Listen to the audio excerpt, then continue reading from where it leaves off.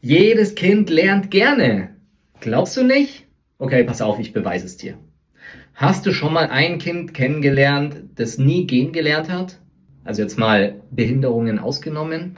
Gehen lernen ist eines der schwierigsten Dinge, die ein Kind lernen muss. Es müssen dabei unterschiedlichste Muskelgruppen so koordiniert werden, dass sie das Gleichgewicht halten können. Und ich habe noch kein Kind kennengelernt, das nach dem 100. Mal auf den Popo fallen einfach sitzen geblieben ist und gesagt hat, nö, ich habe keinen Bock mehr. Es hat also jeder die Freude am Lernen in sich.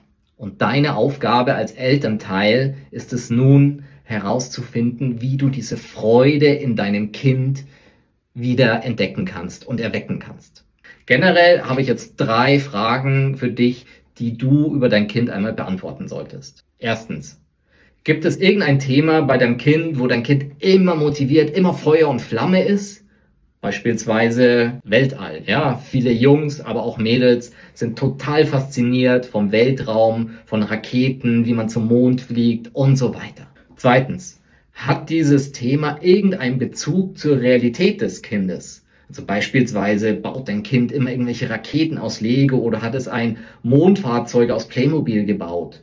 Und dann drittens, was motiviert dein Kind an diesem Thema wirklich? Was ist die innere Motivation daran? Beim Weltall ist es da das große Unbekannte, was da draußen im Weltall noch ist? Oder ist es die Faszination, wie man zum Mond fliegen kann oder wie man vielleicht sogar zum Mars fliegen kann, um dort eine neue Siedlung aufzubauen? Oder der Gedanke, ob es noch außerirdisches Leben irgendwo da draußen gibt?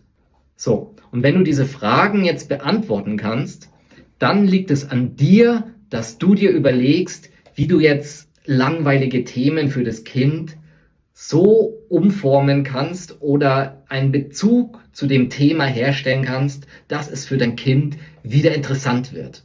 Beispielsweise, wenn ein Kind kein Mathe mag, dann kannst du mit ihm dann mal die Entfernung zwischen Mond und Sonne berechnen oder wie lange ein Raumschiff von der Erde bis zum Mond oder bis zum Mars braucht, wenn es, keine Ahnung, 3000 km/h schnell fliegt. Wenn dein Kind keinen Bock auf Lesen hat, ja, dann kannst du ihm jetzt irgendwelche coolen Geschichten über das Weltall organisieren. Gibt's 1000 coole Bücher darüber. Ja, und wenn dein Kind Biologie hast oder mit dem Thema überhaupt nichts anfangen kann, dann kannst du mit deinem Kind mal gemeinsam herausfinden, was für coole Experimente die Astronauten auf der Raumstation da durchführen. Das waren jetzt alles natürlich nur Beispiele in Bezug auf das Weltall. Wenn dein Kind mit Weltall nichts anfangen kann, gibt es aber immer irgendein Thema, das dein Kind motiviert. Also, probier's aus, dann merkst was.